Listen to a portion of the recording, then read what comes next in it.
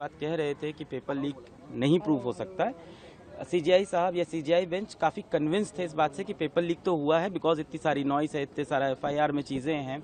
अब वो ये डिटरमाइन करना चाहते हैं किस एक्सटेंट तक पेपर लीक हुआ है। क्या वो लिमिटेड बच्चों में गया है या वो बहुत सारा, जैसे आज के टेक्नोलॉजी का एज है तो उन्होंने ये भी बोला क्या टेक्नोलॉजी की हेल्प से पेपर काफ़ी बच्चों में लीक हो गया है। अब वो ये डिटरमाइन करना चाहते हैं कि रीनीट की, क्योंकि डिमांड थी काफ़ी लोगों की, काफ़ी सारे पिटिशनर्स की रीनीट की डिमांड थी, तो उसमें वो डिटरमाइन करना चाह रहे थे आज सीजीआई कि रीनीट किन बच्चों का होना चाहिए। क्या लिमिटेड पे बच्चों में पेपर लीक है या बहुत ज़्यादा बच्चों में लीक है, क्योंकि वो बार बार उन्होंने ये एम्फेसाइज भी किया कि 24 लाख बच्चों की ज़िंदगी का सवाल है और इतने सारे बच्चों का एक साथ रीनीट कराना लॉजिस्टिकली पॉसिबल नहीं है, प्रैक्टिकली पॉसिबल नहीं है। इतने सारे बच्चों का मेंटल स्टेटस क्या होगा, फिर से तैयारी कर पाए नहीं। तो ओवरऑल अभी ये समझ में आ रहा है कि एक तो उन्होंने टाइम दिया है कि हमें टाइमलाइन बताइए कि पेपर कब आप बनाते हैं, कौन सी कमेटी बनाती है, 2 सेट्स ऑफ पेपर कैसे बनते हैं, डेट कब वो जाते हैं प्रेस में, किस प्रेस में जाते हैं उसका नाम नहीं बताइए उन्होंने कहा, वरना फिर तो अगले साल वहाँ भीड़ लग जाएगी। फिर वहाँ से पेपर वापस क्या दिल्ली ही आता है या सेंटर्स पे जाता है, सेंटर्स पे कैसे जाता है, वहाँ से बैंक्स पे कैसे जाता है स्टेट्स में, फिर वहाँ से सेंटर पे, पूरी चेन ऑफ कस्टडी जो पेपर की है उसको उन्होंने कहा कि हमें देखना है, ताकि हम डिटरमाइन ये कर पाएँ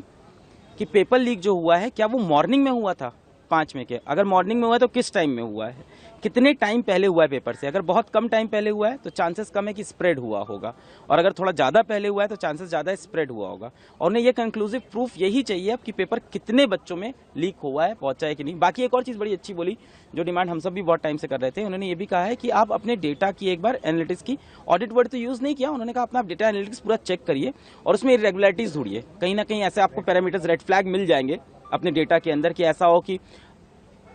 700 के ऊपर जो नंबर है वहाँ पे नंबर ऑफ स्टूडेंट्स या percentile of students last year से इस ईयर ज़्यादा बढ़ा हो, जो कि है एक्चुअली है। इस तरह की चीज़ उन्होंने कहा कि आप डिटरमाइन करके देखिए कि आपके डेटा के अंदर क्या क्या रेड फ्लैग्स दिख रहे हैं जो हर साल नहीं होते थे। और ये भी कहा कि हो सके तो ये गवर्नमेंट, मतलब आप खुद ना करके किसी और एजेंसी से कराएं, एनटीए खुद ना करे, कोई और एजेंसी करे, इस डेटा को ऑडिट करे, वहाँ से इरेगुलरिटीज़ मिले। तो अभी तो इन्होंने ये बोला है वेडनेसडे तक का टाइम दिया है कि ये सारी चीज़ें सबमिट करें, फिर थर्सडे को उस पर सुनवाई करेंगे। ओवरऑल ऐसा लगा कि सीजीआई साहब ने काफ़ी बच्चों की बात सुनी।